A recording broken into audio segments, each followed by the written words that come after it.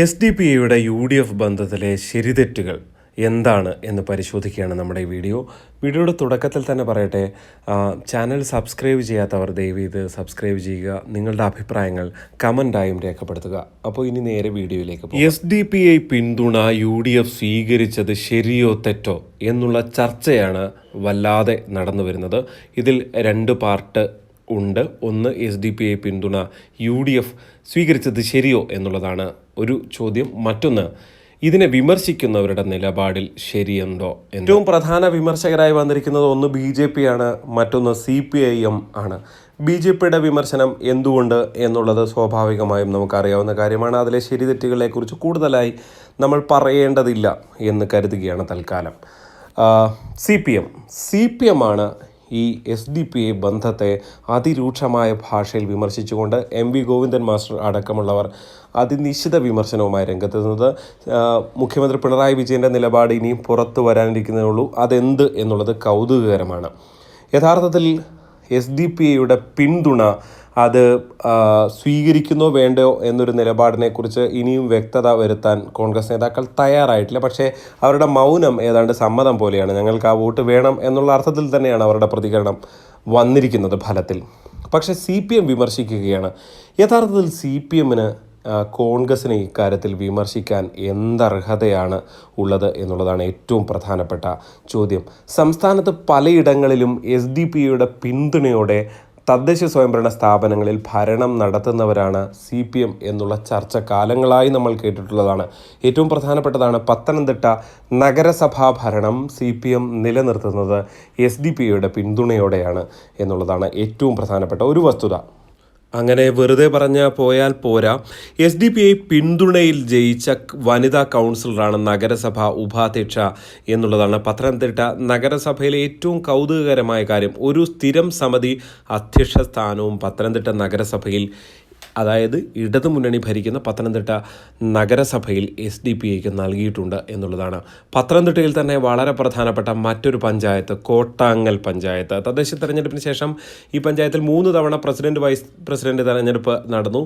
എസ്.ഡി.പി.ഐ അംഗം പിന്തുണച്ചതിൻ്റെ പേരിൽ 2 തവണ CPM അംഗങ്ങൾ ഈ സ്ഥാനങ്ങൾ രാജിവെച്ചു. പക്ഷേ കഴിഞ്ഞ നിയമസഭാ തെരഞ്ഞെടുപ്പിന് ശേഷം വീണ്ടും ഇതേ നിലയിൽ തന്നെ CPM തിരഞ്ഞെടുക്കപ്പെട്ടുവെങ്കിലും പിന്നീട് അവർ രാജിവെക്കാൻ തയ്യാറായിട്ടില്ല എന്നുള്ളതാണ്.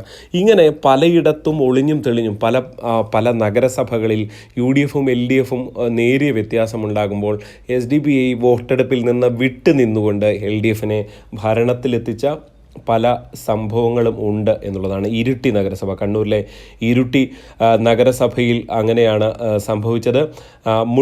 ഈ കണ്ണൂർ ജില്ലയിലെ തന്നെ മുഴപ്പിലങ്ങാട് ഗ്രാമപഞ്ചായത്തിലും സമാനമായ രീതിയിലാണ് സംഭവിച്ചിട്ടുള്ളത്. അതായത് എസ്.ഡി.പി.ഐയുടെ പിന്തുണയോടെ ഭരണത്തിൽ എത്തി നിൽക്കുന്ന ഒരു സംവിധാനമാണ് ഇടതുമുന്നണി അല്ലെങ്കിൽ CPIM എന്നുള്ളതാണ് ഈ ചെറിയ സംസ്ഥാനത്തെ കുറച്ച് സ്ഥലങ്ങളിലെ മാത്രം കണക്കെടുത്താൽ നമുക്ക് മനസ്സിലാക്കാൻ സാധിക്കുന്നത്. സമാനമായ രീതിയിൽ എസ്.ഡി.പി.ഐ പിന്തുണ നഗരസഭ, ഇപ്പോൾ ഈരാറ്റുപേട്ട നഗരസഭയിൽ ഇടതുമുന്നണി കൊണ്ടുവന്ന അവിശ്വാസ പ്രമേയത്തിന് പിന്തുണ നൽകിയത് എസ്.ഡി.പി.ഐ ആയിരുന്നു. അങ്ങനെയാണ് അവിടെ അവിശ്വാസം പാസ്സായത്. പിന്നാലെ നടന്ന ചെയർമാൻ തെരഞ്ഞെടുപ്പിൽ CPM ജയിച്ചെങ്കിലും, എസ്.ഡി.പി.ഐയുടെ പിന്തുണയോടെ ജയിച്ചെങ്കിലും പിന്നീട് അവർ ആ പിന്തുണ സ്വീകരിക്കാൻ തയ്യാറാകാതെ രാജിവെച്ച ചരിത്രമുണ്ട്. പക്ഷേ നേരത്തെ പറഞ്ഞ ഈ പത്തനംതിട്ട ജില്ലയിലടക്കം രാജിവെക്കാത്ത സാഹചര്യവും നിലവിലുണ്ട്.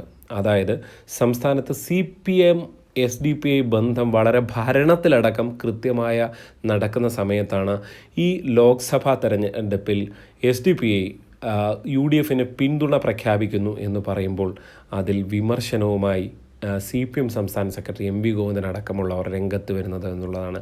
അതായത് വിമർശനങ്ങളെക്കുറിച്ച് നമുക്ക് ഇതിൽ ശരിതെറ്റുകളെക്കുറിച്ച് പിന്നീട് പരിശോധിക്കാം. പക്ഷേ വിമർശിക്കാൻ എന്തർഹതയാണ് CPMന് ഇക്കാര്യത്തിലുള്ളത് എന്നുള്ളതാണ് എടുത്ത് ചോദിക്കാവുന്ന കാര്യം.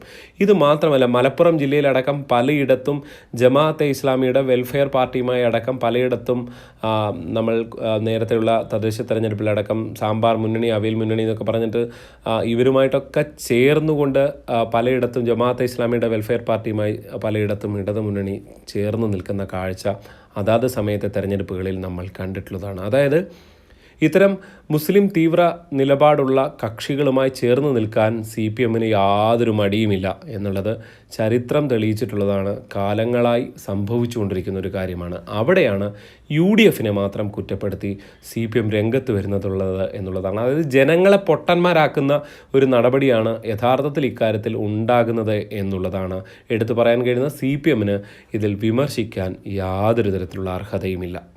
ഇനി അതിൻ്റെ രണ്ടാമത്തെ വിഷയത്തിലേക്ക് കടക്കുകയാണ്. യഥാർത്ഥത്തിൽ UDF-ന് ഇത്തരം SDP പിന്തുണ പ്രഖ്യാപിക്കുമ്പോൾ അത് സ്വീകരിക്കാനോ അല്ലെങ്കിൽ അതിനെക്കുറിച്ച് നിലപാട് പറയാനോ പോലും ആകാത്തൊരു സാഹചര്യമാണുള്ളത്. യഥാർത്ഥത്തിൽ UDF ഇത് സ്വീകരിക്കുന്നത് ശരിയാണോ എന്ന് പരിശോധിക്കേണ്ടതുണ്ട്. നമ്മൾ CPM-നെ മാത്രം പാർട്ടെടുത്താൽ പോരല്ലോ.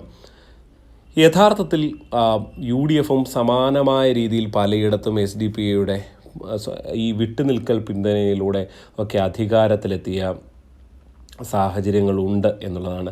കൊല്ലം ജില്ലയിലെ പോരുവഴി പഞ്ചായത്ത്, എറണാകുളം ജില്ലയിലെ കടുങ്ങല്ലൂർ, ഇവിടെയൊക്കെ ഇത്തരത്തിൽ ഇവർ വിട്ടുനിന്നതിലൂടെ ഭരണം പിടിക്കാൻ UDF-നായിട്ടുണ്ട്. പക്ഷേ അത് പോട്ടെ, വിട്ടുനിന്നപ്പോൾ ഭരണം കിട്ടിയതാണെന്ന് പറയാം. പക്ഷേ ഈ നിയമസഭാ തെരഞ്ഞെടുപ്പിൽ യഥാർത്ഥത്തിൽ ഇവരിതുവരെ നിലപാട് പറഞ്ഞിട്ടില്ല.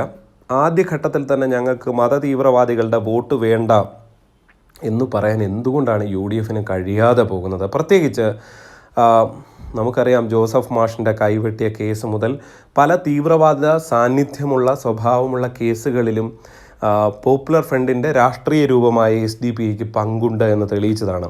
ഇപ്പോൾ പോപ്പുലർ ഫ്രണ്ടിനെ കേന്ദ്ര സർക്കാർ നിരോധിച്ചിരുന്നു. പക്ഷേ SDP-യെ ഇതുവരെ നിരോധിക്കാൻ തയ്യാറായിട്ടില്ല. അത്തരം ആലോചനകളിലേക്ക് ഇനി കടക്കുമോ എന്നറിയില്ല.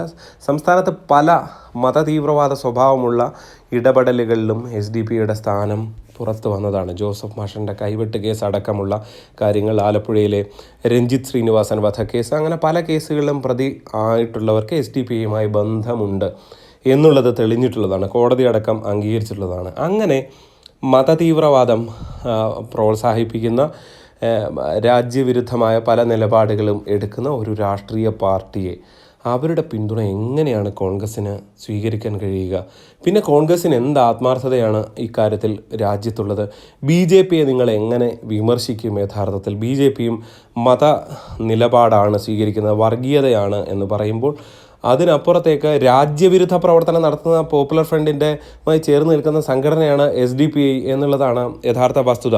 അങ്ങനെ ഒരു സംഘടനയുടെ പിന്തുണ വേണ്ട എന്ന് പറയാൻ എന്തിനാണ് കോൺഗ്രസ് ഇത്ര ആലോചിക്കുന്നത്? ഇന്ന് തിരുവനന്തപുരത്തെ UDF സ്ഥാനാർത്ഥി ശശി തരൂർ അടക്കം അത് ഒരാൾക്ക് മാത്രമുള്ള പിന്തുണയല്ല, പാർട്ടിക്ക് ഒന്നാകെ പറഞ്ഞ പിന്തുണയാണ്, നേതാക്കന്മാർ മറുപടി പറയുമെന്നൊക്കെ പറഞ്ഞ് അതിൽ നിന്ന് ഒഴിഞ്ഞു കഴിഞ്ഞു പോകുന്ന കാഴ്ചയാണ് കണ്ടത്.